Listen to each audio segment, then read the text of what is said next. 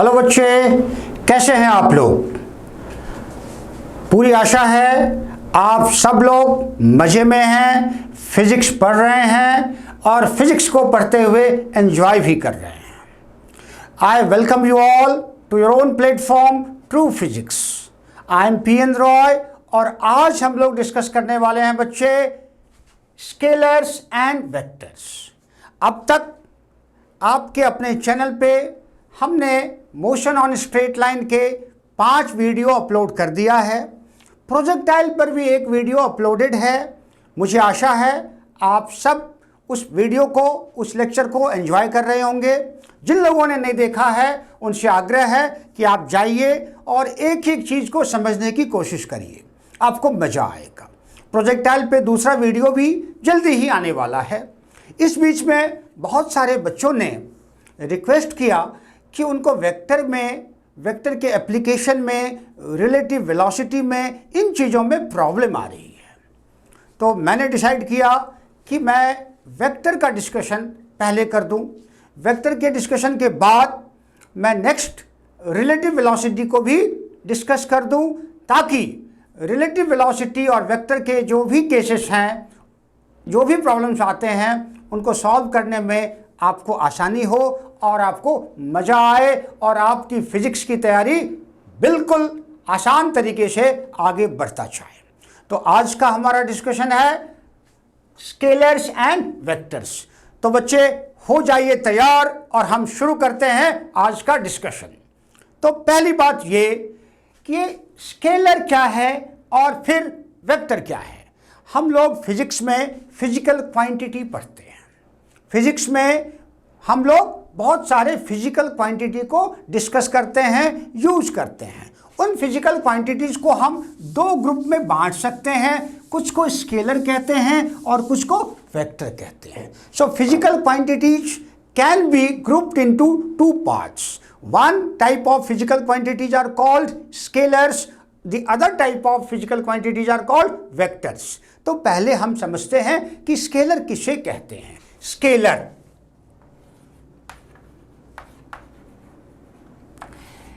Physics में कुछ ऐसी क्वांटिटी है जिसको समझने के लिए, जिसकी कंप्लीट अंडरस्टैंडिंग के लिए सिर्फ और सिर्फ उसका न्यूमेरिकल वैल्यू जानना सफिशिएंट है।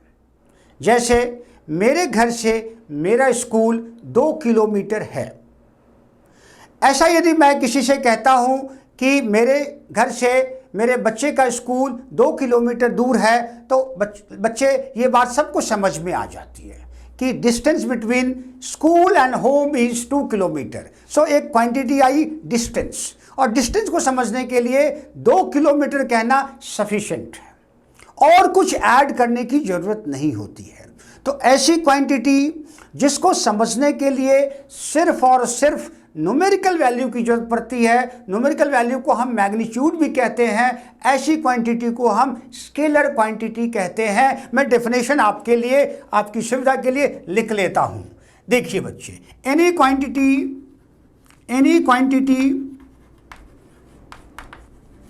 Which can be completely defined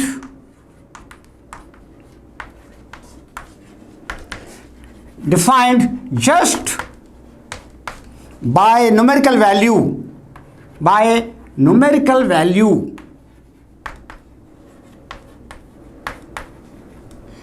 किसको स्केलर कहते हैं बच्चे?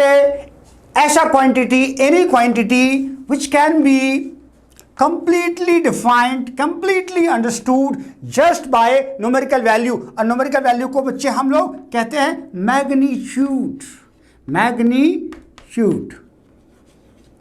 सो किसी फिजिकल क्वांटिटी, ऐसी फिजिकल क्वांटिटी जिसको समझने के लिए सिर्फ और सिर्फ न्यूमेरिकल वैल्यू की जरूरत हो और किसी भी चीज़ की जरूरत ना हो, ऐसे क्वांटिटी को हम कहते हैं स्केलर।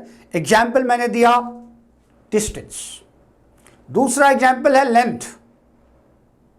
तीसरा एग्जाम्पल है टाइम, चौथा एग्जाम्पल है एरिया, वॉल्यूम।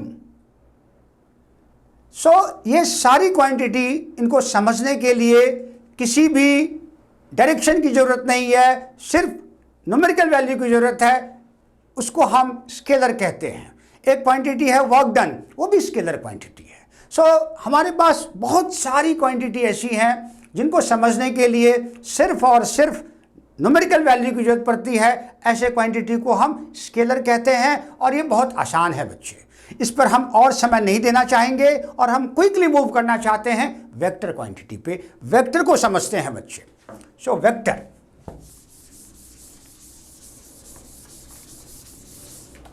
मेनली बच्चों को प्रॉब्लम वेक्टर में होता है, स्केलर लगभग सब लोग समझ जाते हैं। सो वेक्टर क्या है? Vector quantities, vectors, any physical quantity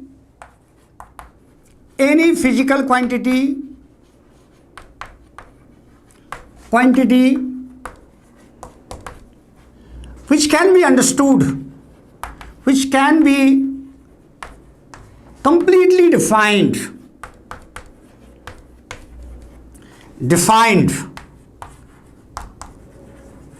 if following three conditions,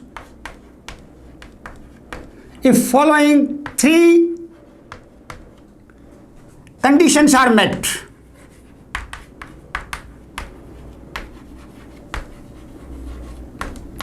क्या ये तीन कंडीशन है? कोई भी क्वांटिटी, कोई भी फिजिकल क्वांटिटी वेक्टर होगा। वेक्टर होने के लिए तीन शर्त है, थ्री कंडीशंस है। वो तीनों कंडीशन यदि पूरा होता है तभी हम उस क्वांटिटी को वेक्टर कहते हैं। ज़्यादातर स्कूल में, कोचिंग क्लास में ज़्यादातर बच्चों को दो ही बात बताया जाता है। वेक्टर को लेके दो ही कंडीशन बताया जाता है। वो कौन से दो कंडीशन बता दिया जाता है? आपको भी मालूम होगा बच्चे, मैं रिपीट कर रहा हूँ। लोग सिखाते हैं, मैंने बहुत सारे चैनल में भी देखा, बहुत सारे कोचिंग में, स्कूल में, हर जगह देखते हैं दो बात बताई जाती है वेक्टर को लेके। पहला बात, vector quantity has numerical value. ठीक है, vector quantity has numerical value, बिल्कुल सही बात है। सो पहला कंडीशन है every vector has a well defined numerical value. Every vector must have a well defined numerical value.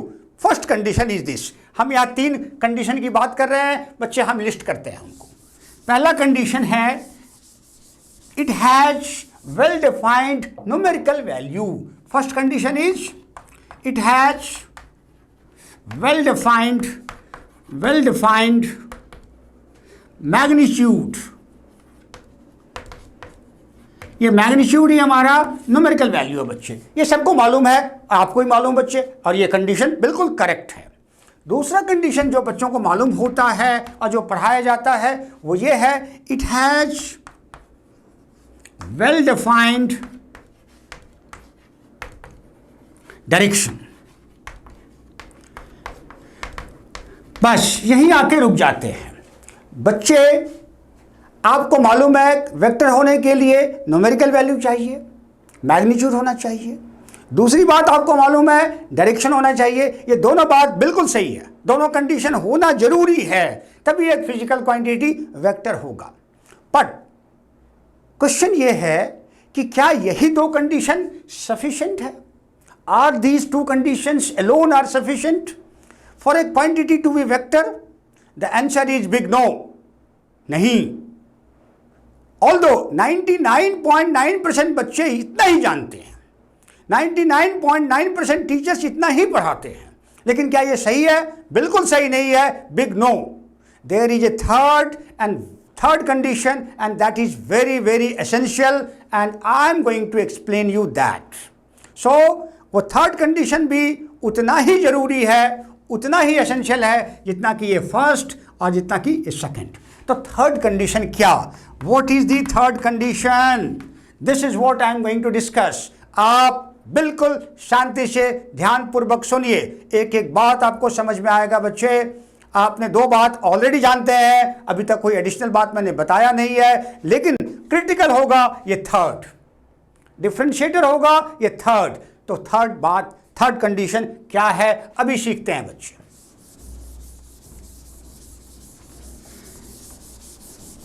Third condition बताने से पहले हम आपको एक सिंपल सा रूल बताना चाहते हैं। सिंपल रूल ऑफ एडिशन होता है, उसको कहते हैं triangle law of addition, triangle law of addition. आप सब लोग ट्रायंगल के कॉन्सेप्ट से वाकिफ हैं। You are all aware with the concept of triangle. Triangle में 3 साइड्स होता है। आप यदि किसी पॉइंट ए से किसी दूसरे पॉइंट बी तक जाते हैं तो आपका डिस्प्लेसमेंट सपोज ए बी हुआ। ए बी को हमने ए से यहाँ रिप्रेजेंट कर दिया। उसके बाद आप बी से सी पे जाते हैं तो सी पर गए और यहाँ पर आपका डिस्प्लेसमेंट सपोज बी हुआ। हम ए बी को ए से रिप्रेजेंट कर रहे हैं और बी सी को बी से रिप्रेजेंट कर रहे हैं। अब हम जानना चाहते हैं कि ए टू सी हमारा डिस्प्लेसमेंट कितना हुआ। ए टू सी जाने के लिए शॉर्टेस्ट डिस्टेंस कितना होगा। Displacement is the shortest distance between 2 points. तो ए और सी के बीच में शॉर्टेस्ट डिस्टेंस तो ये है बच्चे। The third closing side gives the displacement, net displacement between A and C. तो इसी चीज से, इसी कॉन्सेप्ट से, ट्रायंगल के इसी कॉन्सेप्ट से वेक्टर को लिया गया है। ये कंडीशन ये है कि any physical quantity which obeys triangle rule of addition, which obeys triangle rule of addition, triangle law of addition, that quantity alone will qualify as a vector। मतलब वेक्टर होने के लिए तीसरा और जरूरी कंडीशन यह है कि the physical quantity must obey triangle rule of addition, must obey triangle rule of addition। So triangle rule का मैंने एक आपको इलुस्ट्रेशन दिया कि आप ए से बी तक जाते हैं तो आपका जो ये है डिस्प्लेसमेंट है वो ए है। बी से सी तक जाते हैं आपका डिस्प्लेसमेंट इतना है, बी है। तो आप ए से सी तक आपका displacement, that displacement is given by A C. So यदि ये एक वेक्टर है, suppose if this is vector A and if this is vector B. Vector को हम लोग इसी प्रकार से रिप्रेजेंट करते हैं बच्चे। If this is vector A and this is vector B, then इन दोनों का जो सम है that sum is given by A C, A plus B. That sum of A and B is given by third side of the triangle A C and direction is from A to C. This is how any vector must add. किसी भी vector quantity को add करते वक्त इस rule को follow करना पड़ेगा। यदि वो किसी भी वजह से इस रूल को फॉलो नहीं करता है, इस कंडीशन को नहीं ओबे करता है, ट्रायंगल रूल ऑफ एडिशन को नहीं फॉलो कर रहा है, तो that quantity will not be counted as a vector. तो वेक्टर होने के लिए जरूरी कंडीशन है कि that quantity must add as per triangle rule of addition. और ट्रायंगल रूल ऑफ एडिशन का इलुस्ट्रेशन मैंने बच्चे आपको दे दिया है। ट्रायंगल रूल ऑफ एडिशन कहता है कि जो भी दो वेक्टर है उनको आप हेड टू टेल ऑर्डर में अरेंज करिए। किसी भी वेक्टर का ये हेड होता है बच्चे और ये टेल होता है। तो आपके पास दो वेक्टर है सपोज ए और बी, तो हमने ए और बी को हेड टू टेल ऑर्डर में अरेंज किया है। हेड टू टेल ऑर्डर में अरेंज किया है। हमने ए का हेड लिया है और बी का टेल लिया है और उनको ज्वाइन किया है। फिर थर्ड साइड को कंप्लीट किया है। Third side is this. Third side of the triangle taken in opposite order. ये अभी ए टू बी तो हम इस ऑर्डर में जा रहे थे एंटी क्लॉकवाइज। तो ए सी का क्या डायरेक्शन लेंगे हम लोग? क्लॉकवाइज लेंगे, अपोजिट ऑर्डर में। तो जब हम अपोजिट ऑर्डर में ये लेते हैं, ए सी को लेते हैं, तो that A C gives vector sum of A and B. So the sum of two vectors A and B is represented by vector AC, the third side of the triangle AC, and AC is equal to A plus B. आप बच्चे इस diagram को draw कर लीजिए। ये essential condition होने वाला है वेक्टर होने के लिए। So now I conclude, vector होने के लिए 3 कंडीशन होता है बच्चे। First, the physical quantity must have well-defined magnitude, that is well-defined numerical value.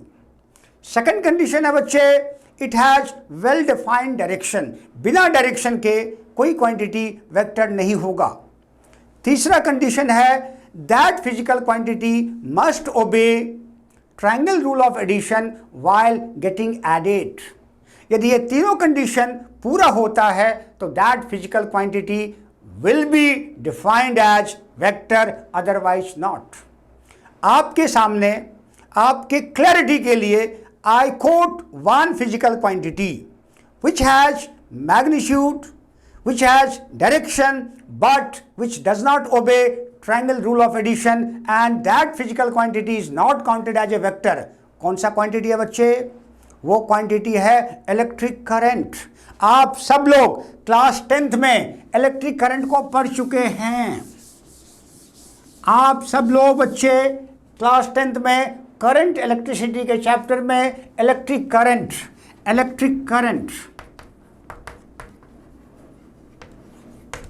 आई को पढ़ चुके हैं बच्चे।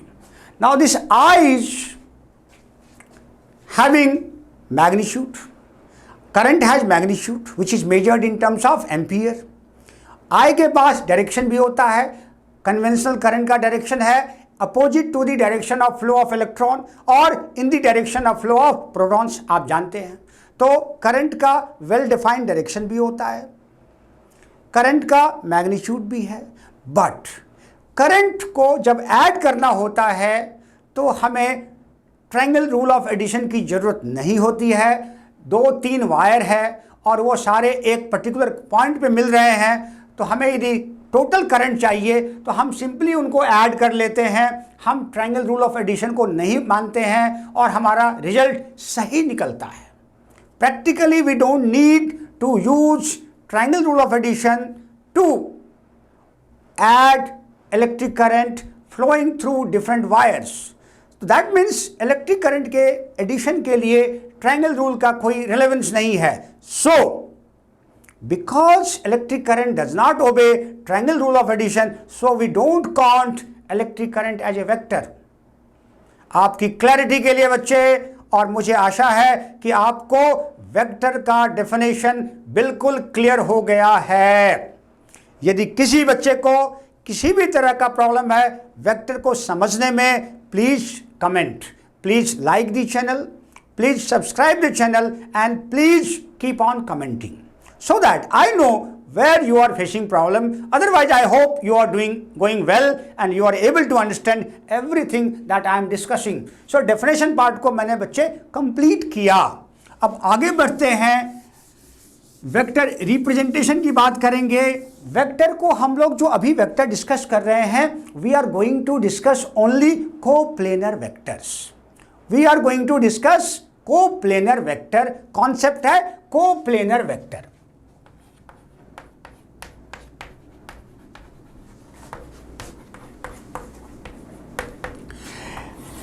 बहुत सारे बच्चों को प्लेन को लेके क्लैरिटी नहीं होता है। हम उनसे पूछते हैं बच्चे प्लेन क्या होता है, तो they are out of clue, they are not able to answer. तो बच्चे आपके सामने ये ग्रीन बोर्ड है, this whole green board is a plane and it's a vertical plane, it's a vertical plane. जिस स्टडी टेबल पर आप पढ़ते हैं उस स्टडी टेबल का जो टॉप है वो भी एक प्लेन है, वो एक हॉरिजॉन्टल प्लेन है, ये वर्टिकल प्लेन है। जिस कमरे में आप बैठे हैं उस कमरे के जो वॉल्स हैं वो वर्टिकल प्लेन है और उसका जो फ्लोर है वो हॉरिजॉन्टल प्लेन है बच्चे। तो प्लेन को डिफाइन करने के लिए we need 2 perpendicular lines. So यहाँ XY प्लेन हमने बनाया तो हमने x कोऑर्डिनेट और y कोऑर्डिनेट ड्रॉ कर दिया। So 2 perpendicular intersecting lines define a plane. So that way ये जो बोर्ड है ये एक प्लेन है और ये एक वर्टिकल प्लेन है। हॉरिजॉन्टल प्लेन आपका स्टडी टेबल का टॉप है। सो प्लेन का कॉन्सेप्ट आपको बिल्कुल क्लियर होना चाहिए बच्चे। तो अब हम बताने वाले हैं ये कोप्लेनर वेक्टर्स। जैसा नाम बता रहा है, कोप्लेनर वेक्टर का मतलब हुआ ऐसे वेक्टर्स जो कि सेम प्लेन में सिचुएटेड हैं, जिनको कि सेम प्लेन में रखा हुआ है, कोप्लेनर वेक्टर कहते हैं। जैसे हमने एक वेक्टर ए लिया, दूसरा वेक्टर बी है, तीसरा वेक्टर सी है, ये सारे वेक्टर इसी प्लेन में हैं। सो हम कह सकते हैं कि vector A, vector B, vector C, they are all coplanar vector.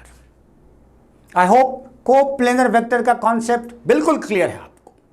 अब हम ये बताना चाहते हैं कि हम वेक्टर में दो वेक्टर को जब भी कंसीडर करते हैं टू ऐड और टू सब्ट्रैक्ट और टू इक्वेट, हम किसी भी तरह का रिलेशन चाहते हैं, उनमें इक्वेट करना चाहते हैं, उनको ऐड करना चाहते हैं, उनको सब्ट्रैक्ट करना चाहते हैं, उनका रिजल्टेंट निकालना चाहते हैं, इसके लिए ज़रूरी होगा कि हमारे जो वेक्टर्स हैं, जिन वेक्टर को हम कंसीडर कर रहे हैं, दे आर कोप्लेनर।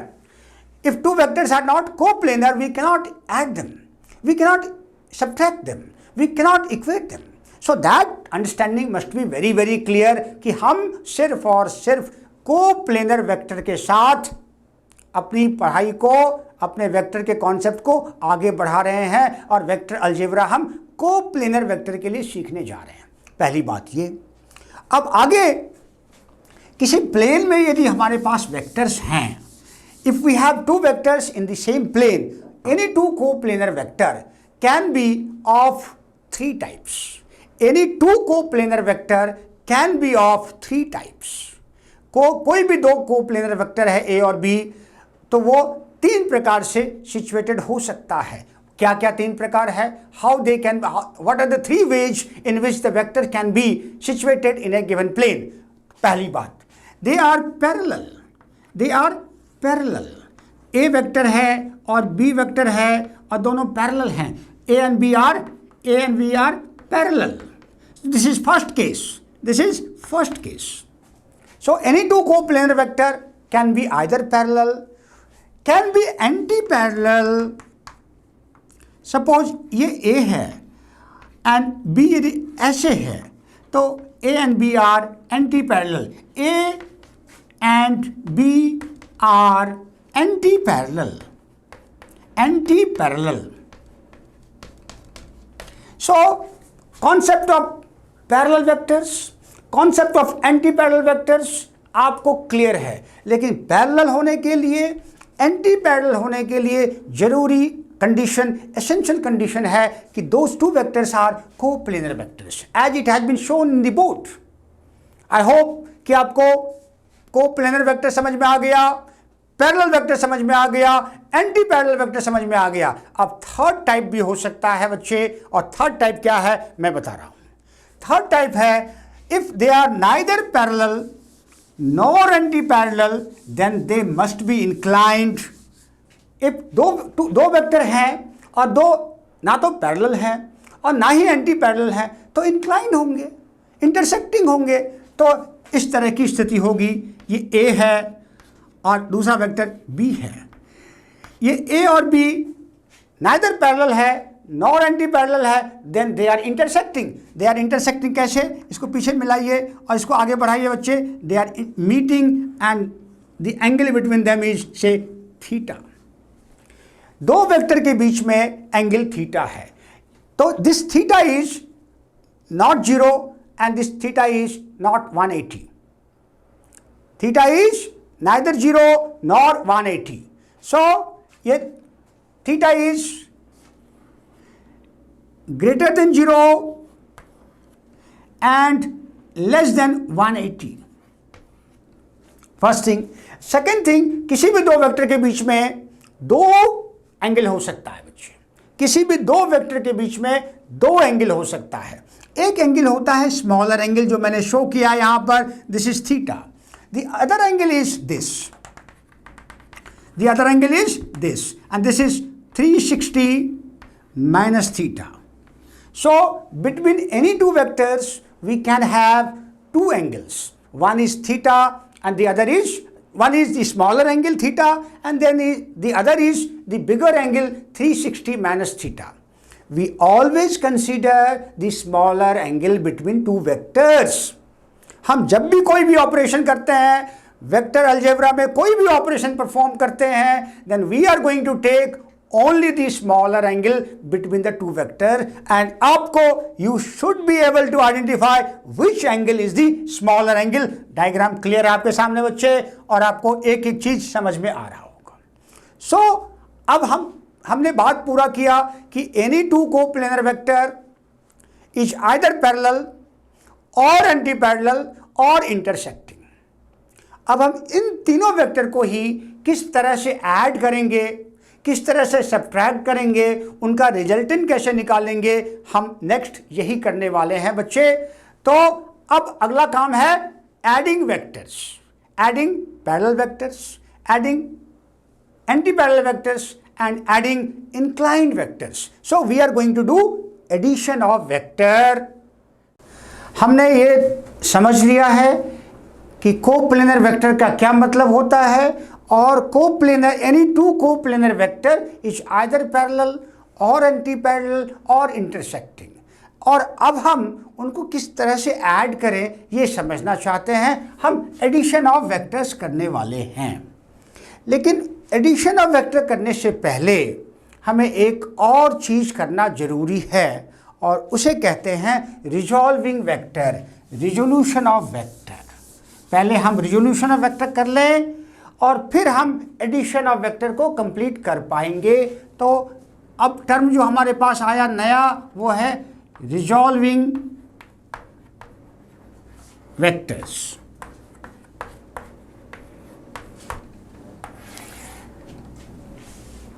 बच्चे आप लोग रिजॉल्विंग वेक्टर और resolution of vector,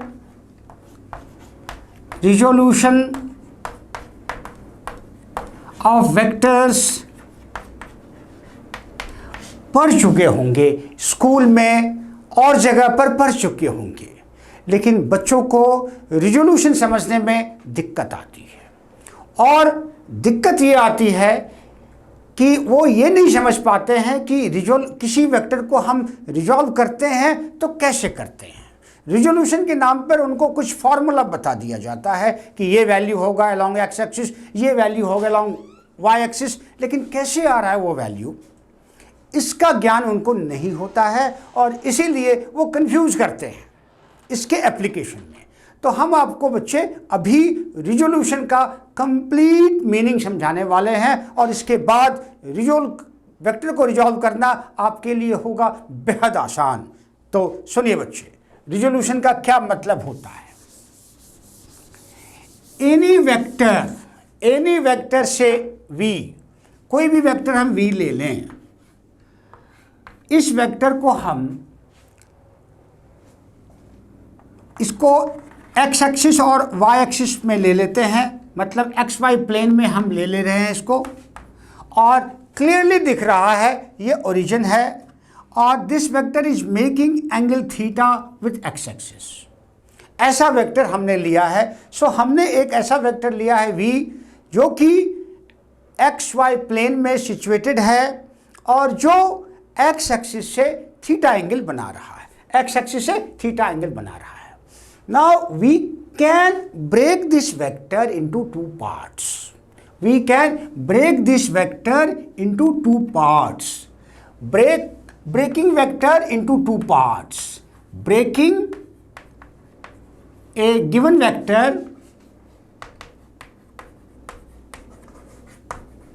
into two parts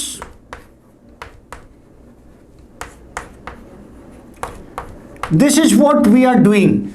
We are breaking a vector into two parts. And this process of breaking a vector into two parts, into two components is called resolving vector. तो resolution of vector का क्या मतलब हुआ, resolving vector का क्या मतलब हुआ बच्चे. हम किसी भी वेक्टर को यदि दो पार्ट में, दो टुकड़े में बांटते हैं along X axis and along Y axis, तो इस प्रोसेस को हम रिजोल्यूशन ऑफ वेक्टर कहते हैं. ऐसा हम करके आपको दिखा रहे हैं बच्चे. हमने एक वेक्टर लिया v, this v is situated in xy plane and this vector is making angle theta with x axis. Now if we break this vector v into two parts, one part will come along x axis, the other part will come along y axis. So how to do it? हम एक काम करते हैं बच्चे, हम इस vector को triangle का एक साइड लेके ट्रायंगल कंप्लीट करते हैं। हमने ट्रायंगल कंप्लीट कर लिया। अब ये पॉइंट हमने O लिया हुआ है, let us take this point as A and this point as B. Now we have OAB, we have triangle OAB. देखिए बच्चे, आपके सामने एक ट्रायंगल है OAB। इस ट्रायंगल में हम cos थीटा और sin थीटा को डिफाइन करते हैं। पहले हम cos थीटा को डिफाइन करते हैं बच्चे। cos थीटा इस ट्रायंगल के लिए क्या हो जाएगा? इस ट्रायंगल में cos theta is equal to, triangle में, राइट एंगल ट्रायंगल में cos थीटा का मतलब होता है base upon hypotenuse. For this angle, this theta, base is OB and hypotenuse is OA. So cos theta is base upon hypotenuse, OB upon OA. देखिए बच्चे, clearly आपके सामने लिखा हुआ है cos theta for this triangle OAB. We are defining cos theta, or cos theta is coming to be OB upon OA. This implies OB is equal to OA cos theta.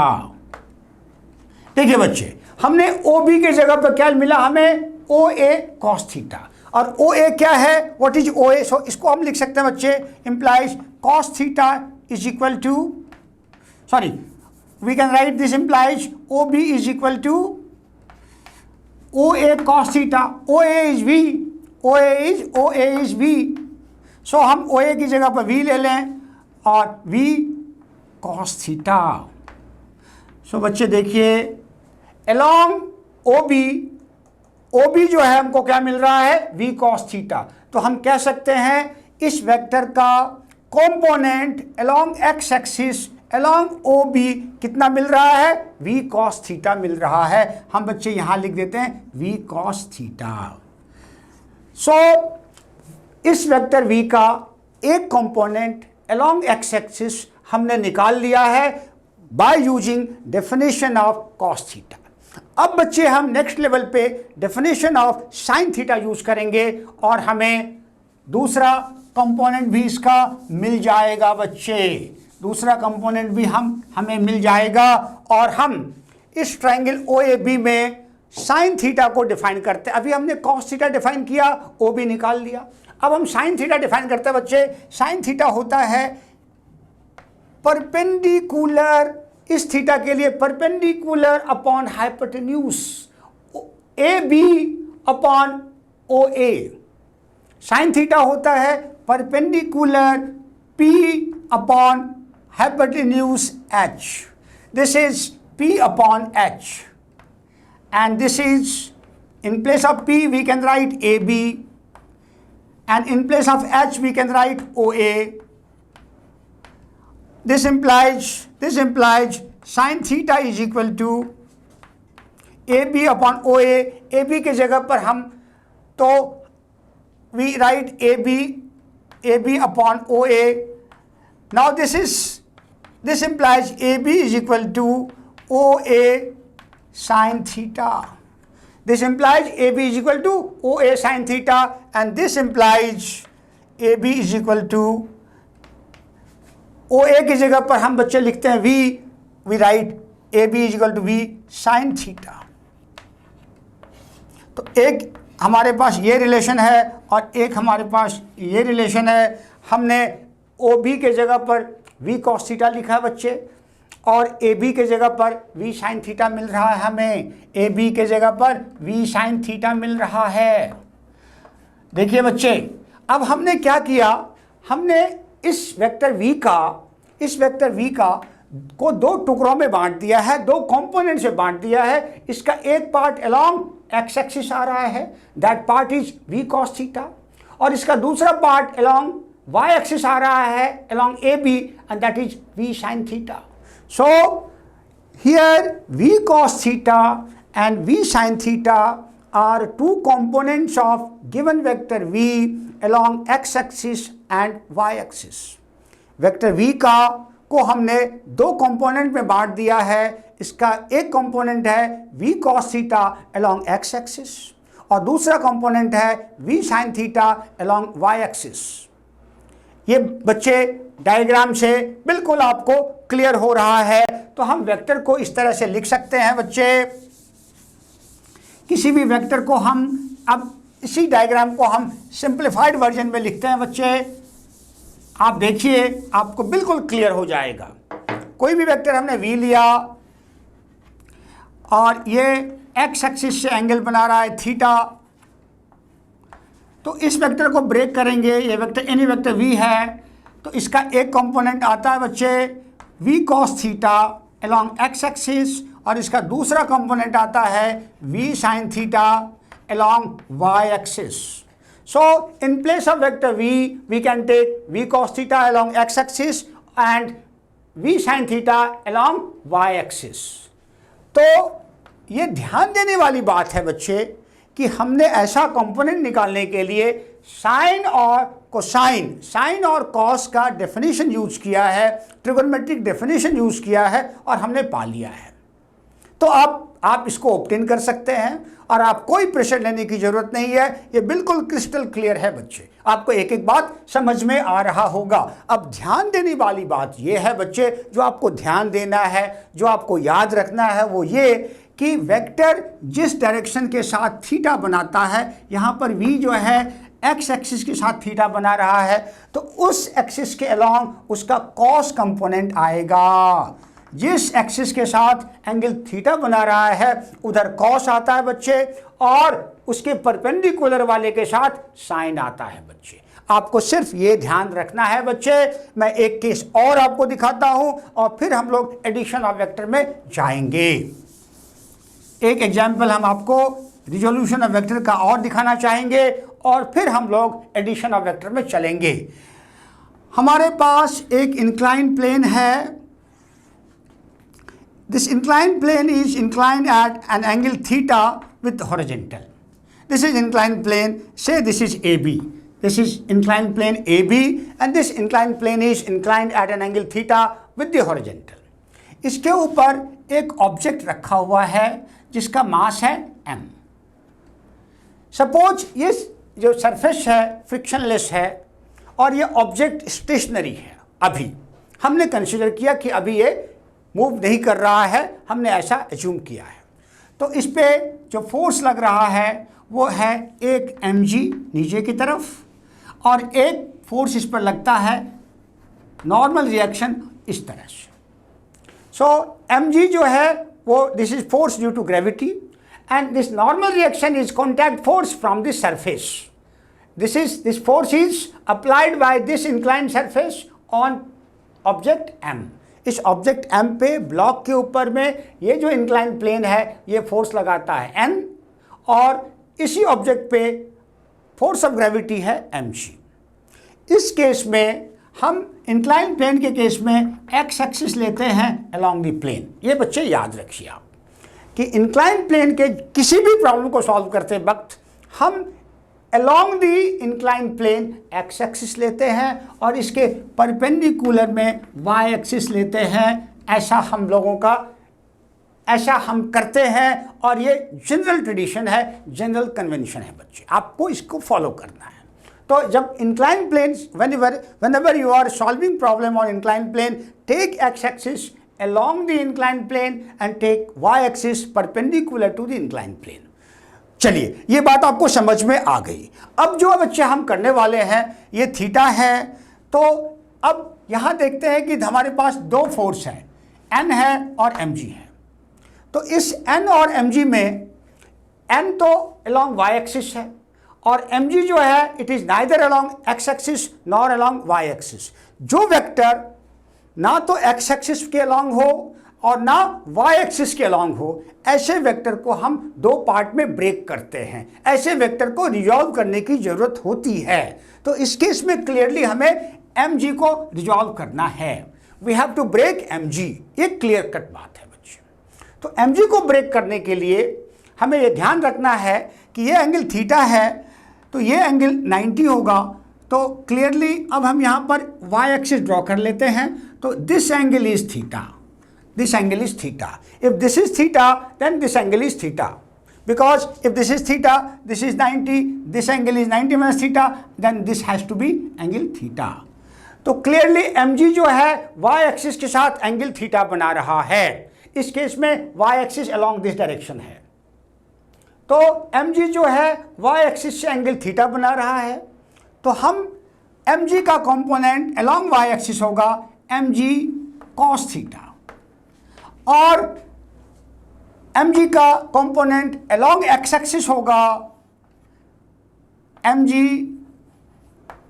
Sine theta.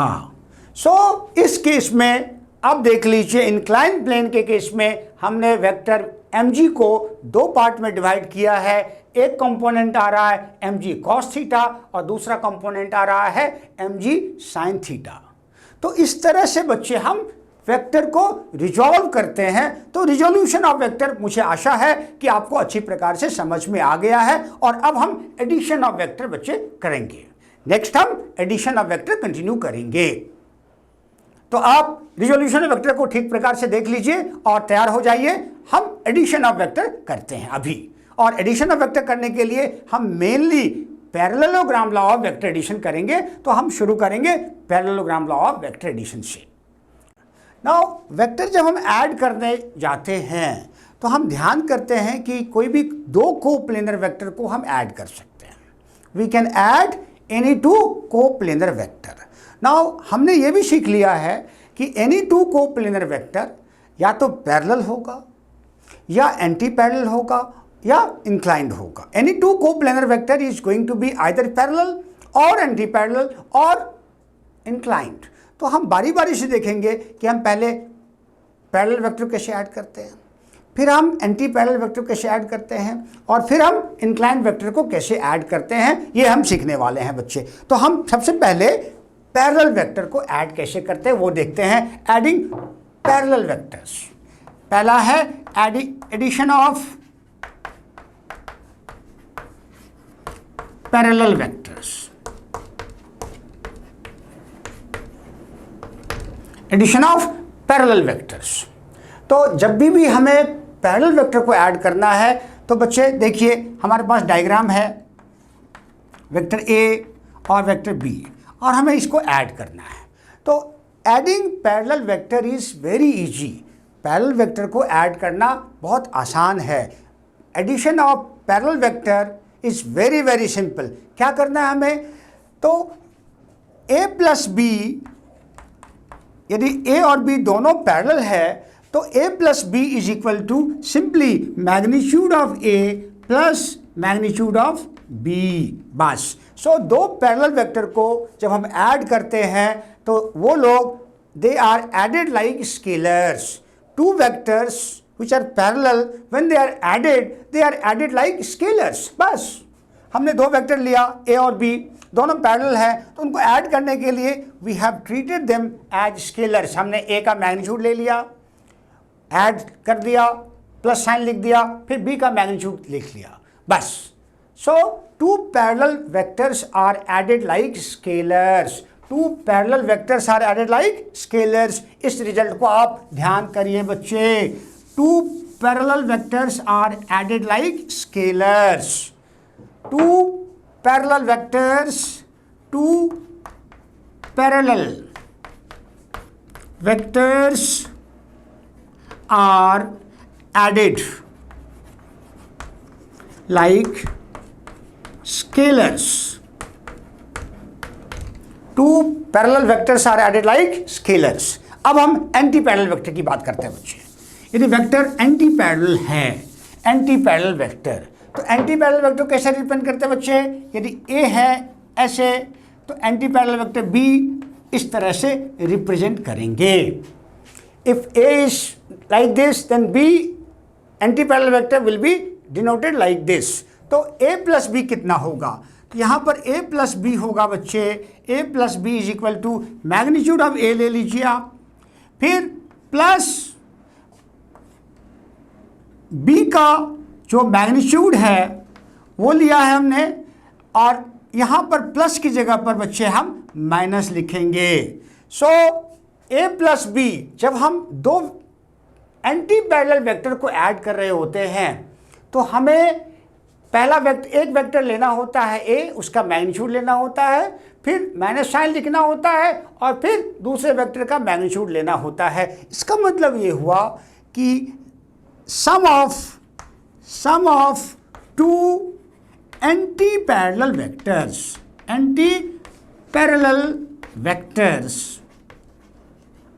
is simply equal to their difference.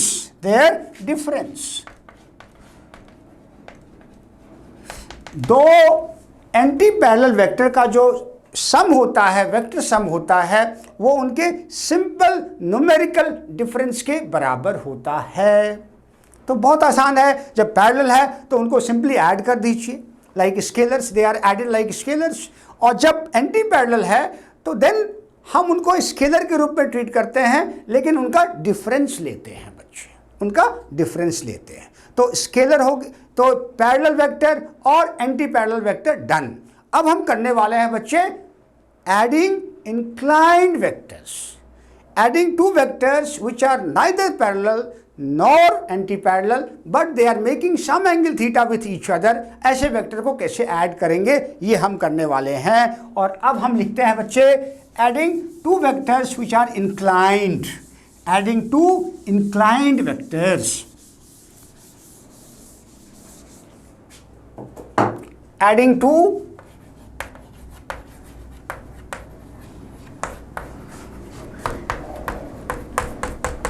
inclined vectors।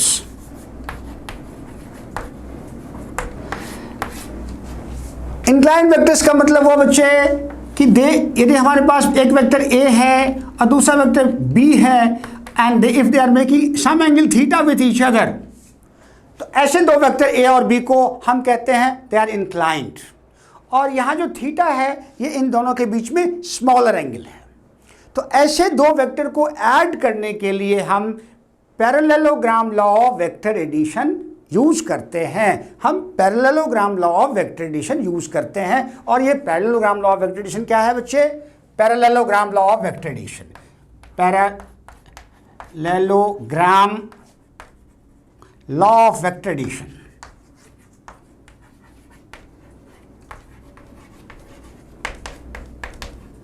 ये parallelogram law of vector addition use करेंगे हम to add two vectors which are inclined at each other at an angle theta.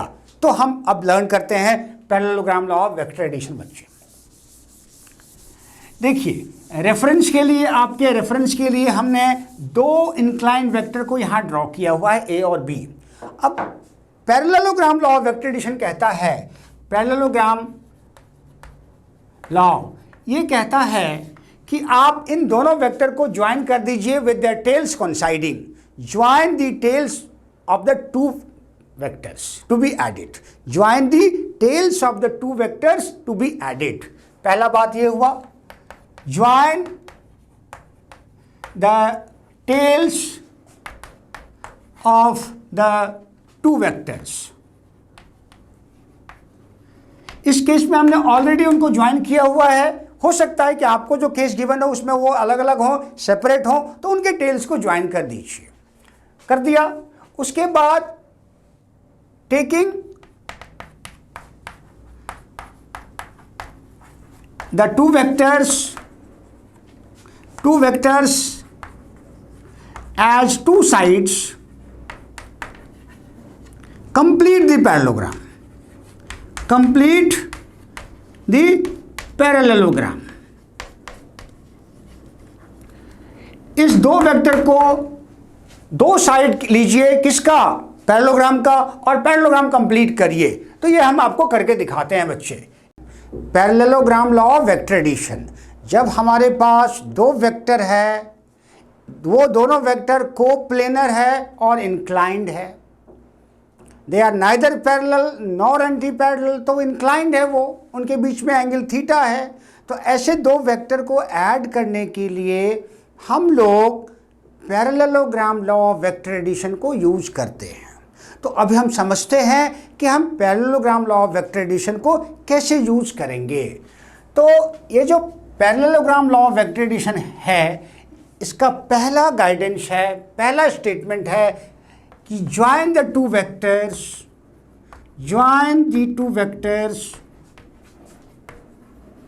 vectors A and B with their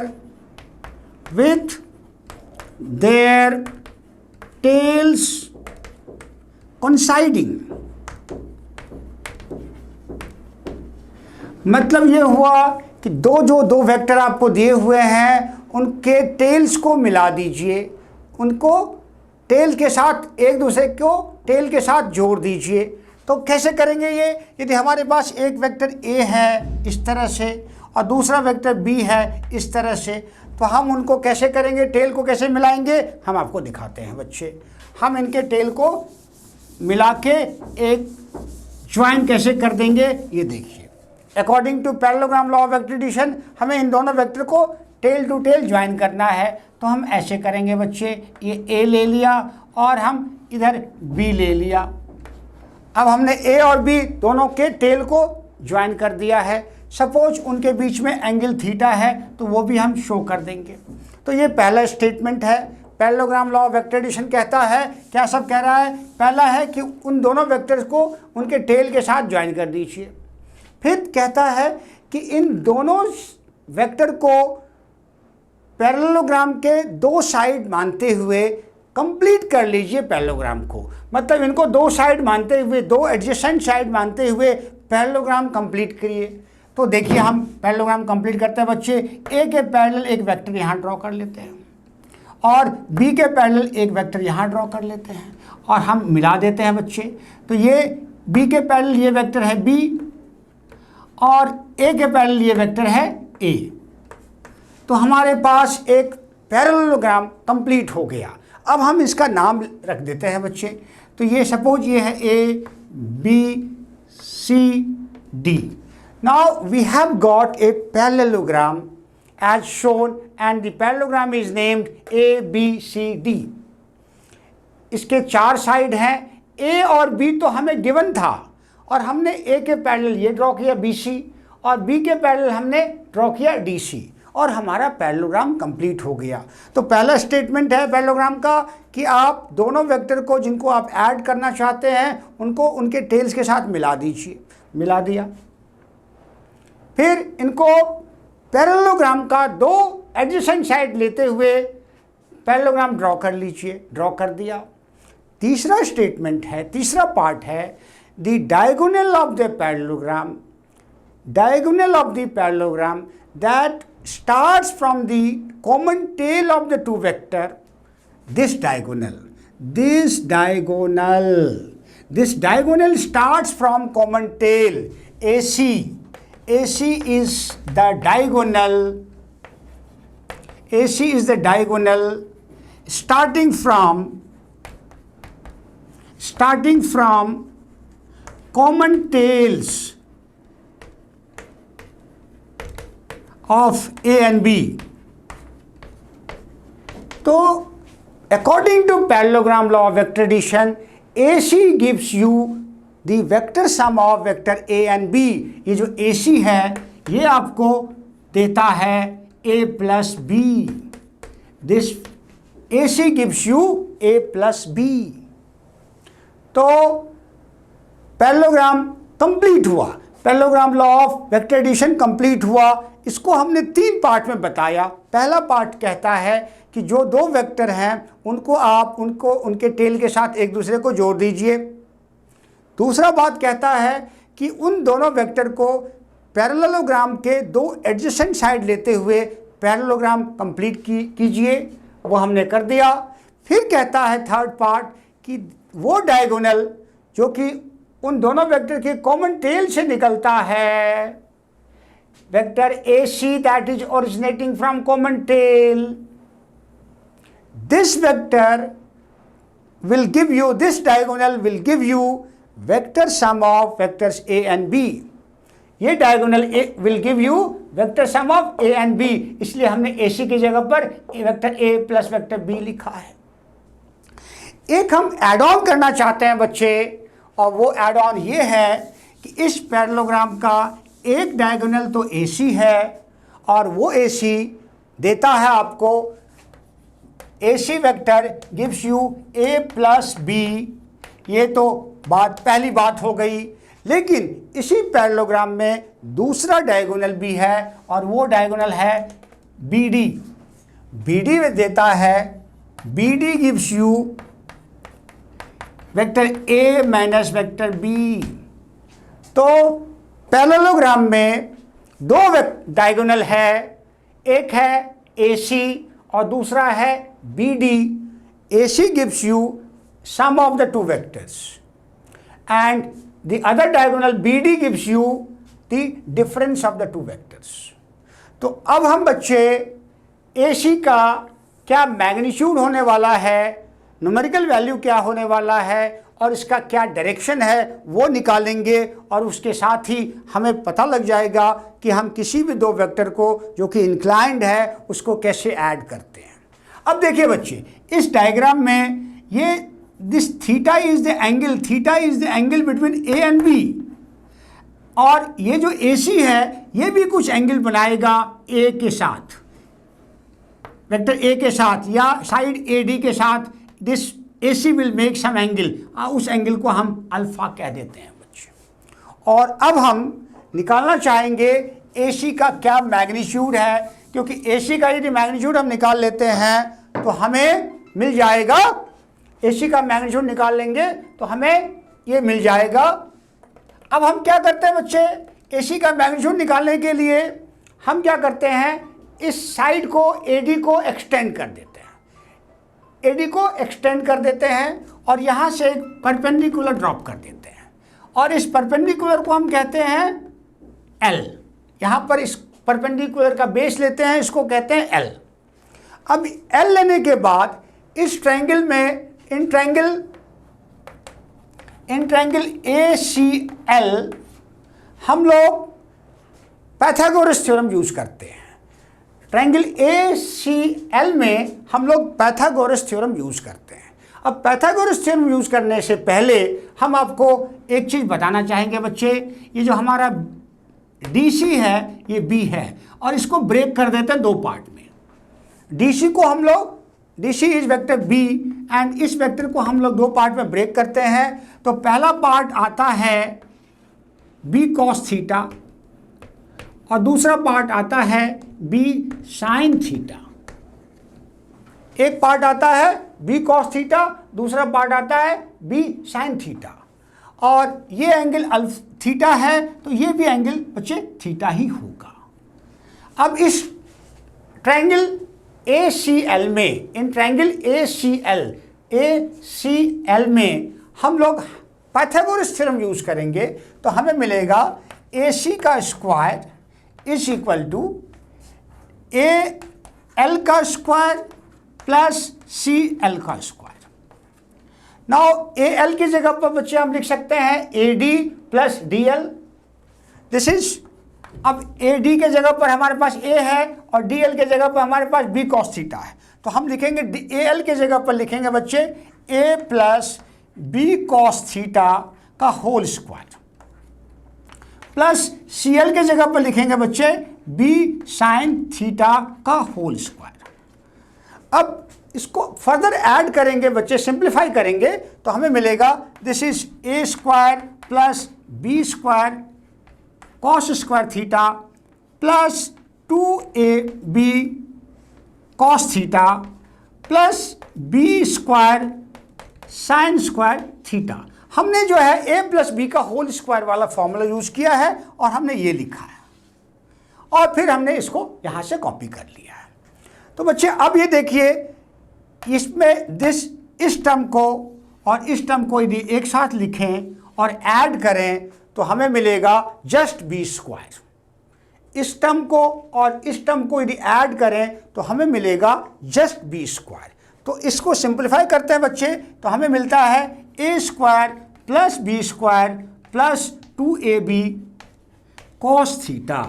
तो finally जो expression हमारे पास बच्चे आ रहा है वो आ रहा है ए सी इज इक्वल टू, हमारे पास जो एक्सप्रेशन आ रहा है ए सी, वेक्टर ए सी का जो मैग्नीट्यूड है उसको हम आर ले लें, एंड ये जो आर है, आर इज इक्वल टू हमें मिल रहा है under root A square plus B square plus 2ab cos theta. So this is the formula. This is the formula to calculate magnitude of two vectors. This is the formula to calculate magnitude of two vectors जिनके बीच में angle है theta. इस फॉर्मूले को आप उसके लिए use करेंगे। अब हम नेक्स्ट आपको बताएंगे बच्चे कि डायरेक्शन कैसे कैलकुलेट करते हैं, और उसके बाद ये हमारा पैरेललोग्राम लॉ कंप्लीट होता है।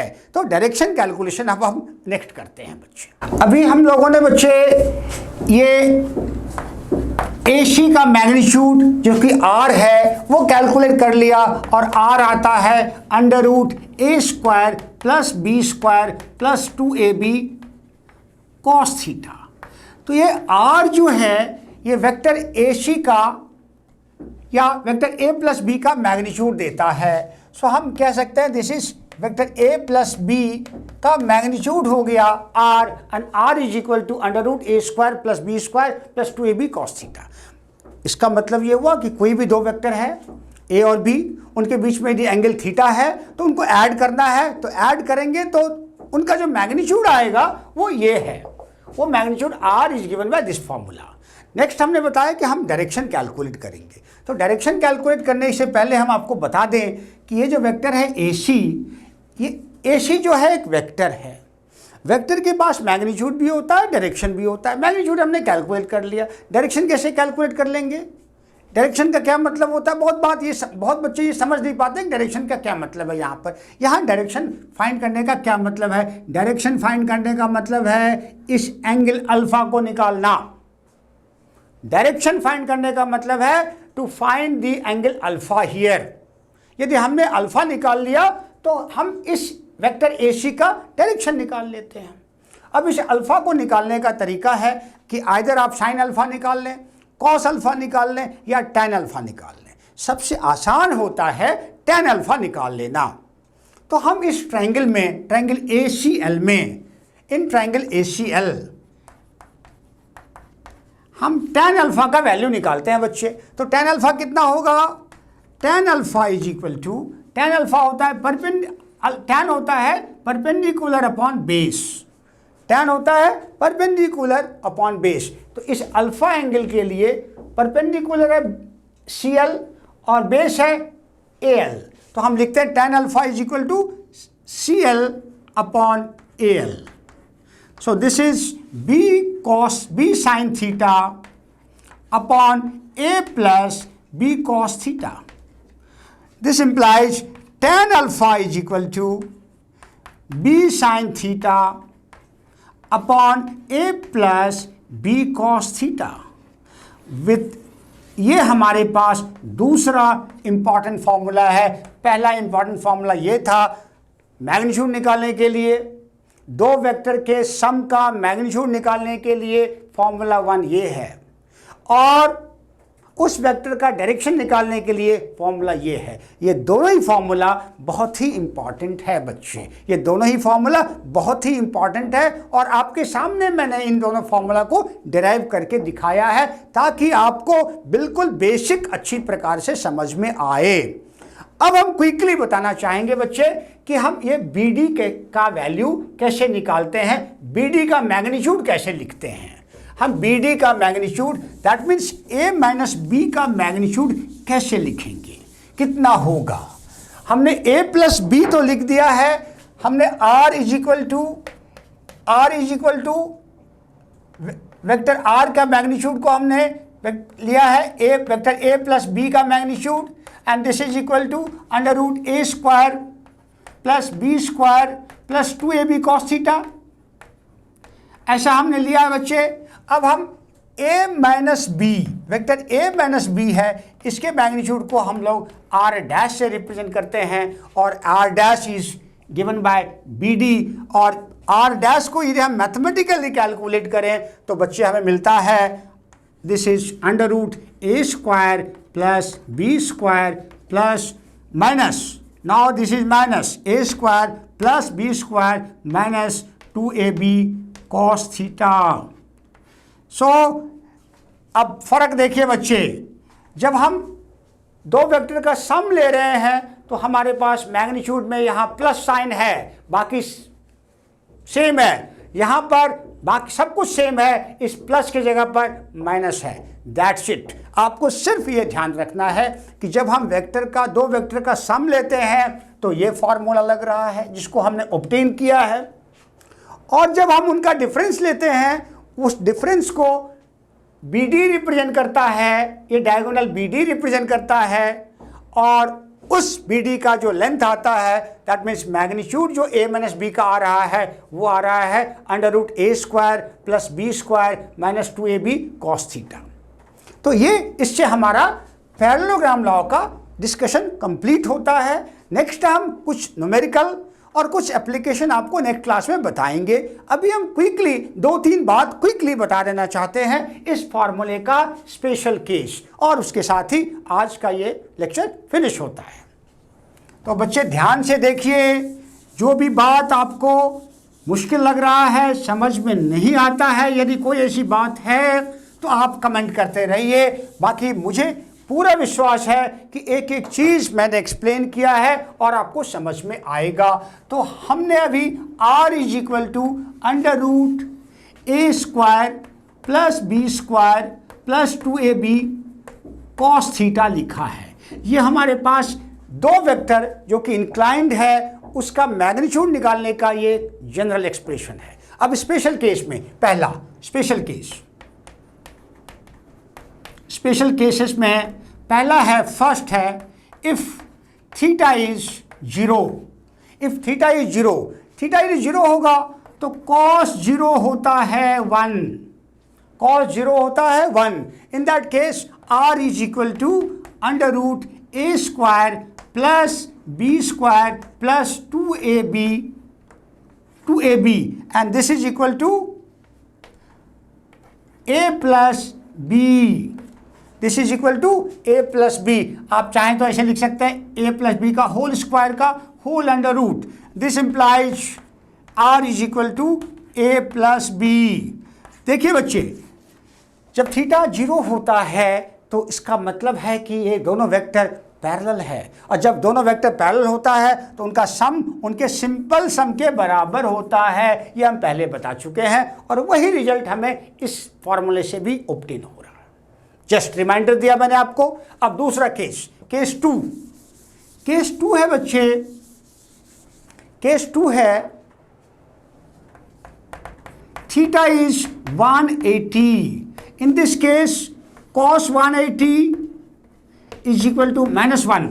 इसका मतलब हुआ कि ये दो वेक्टर हैं, एंटी पैरेलल हैं, अपोजिट हैं। तो इस केस में हमारा r हो जाएगा √a square plus B square minus 2ab, क्योंकि cos 180 -1 होता है। और इसको सिंप्लीफाई करेंगे बच्चे तो ये होगा a माइनस बी का होल स्क्वायर, और इसको this implies r is equal to a minus b. तो जब दो वेक्टर एंटी पैरेलल हैं तो उनका जो वेक्टर सम होता है वो उनके सिंपल डिफरेंस के बराबर होता है। ये रिजल्ट हम पहले बता चुके हैं और अब ये प्रूव होता है। अब थर्ड केस हम बता के आज के इस लेक्चर को कंक्लूड करेंगे बच्चे। हमारा थर्ड केस है,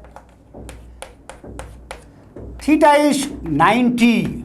जब थीटा 90 होता है बच्चे, दैट मीन्स दोनों वेक्टर जो a और b है they are at perpendicular to each other. Theta is 90, then cos 90 होता है 0, और इस केस में हमारा r हो जाएगा √a square plus b square plus 2ab into cos 90।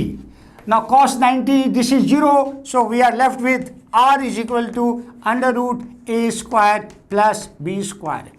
यदि कोई दो vector perpendicular to each other है, if two vectors are perpendicular to each other then their magnitude is given by this formula.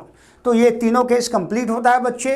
तो इस प्रकार से हमने parallelogram law of vector addition करके यूज करके दो इंक्लाइंड वेक्टर को कैसे ऐड करते हैं, उनका मैग्नीट्यूड कैसे निकालते हैं, उनका डायरेक्शन कैसे निकालते हैं, उनके स्पेशल केसेस क्या हो सकते हैं, और यदि हमें उनका डिफरेंस लेना है तो उसका क्या फॉर्मूला होगा, ये सारा हमने डिस्कस किया है बच्चे। आप ध्यान से सुनिए, मुझे पूरा विश्वास है कि आपको एक एक चीज़ समझ में आएगा और इन फॉर्मूले पे इनके जो एप्लीकेशन है और relative velocity in one dimension, relative velocity in two dimension, rain problem, river problem etcetera को हम वेक्टर एडिशन के जो सारे केसेस हैं उसको नेक्स्ट वीडियो में डालने वाले हैं बच्चे। Till then enjoy this class, enjoy this video. Thank you very much बच्चे, थैंक यू।